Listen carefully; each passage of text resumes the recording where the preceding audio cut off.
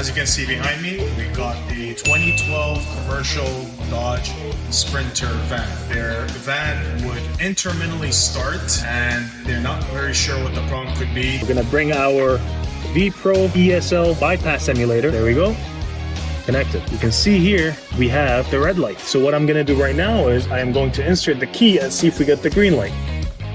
There we go. When we insert the key, allows us to turn, and there's a very good chance this van is going to crank and start.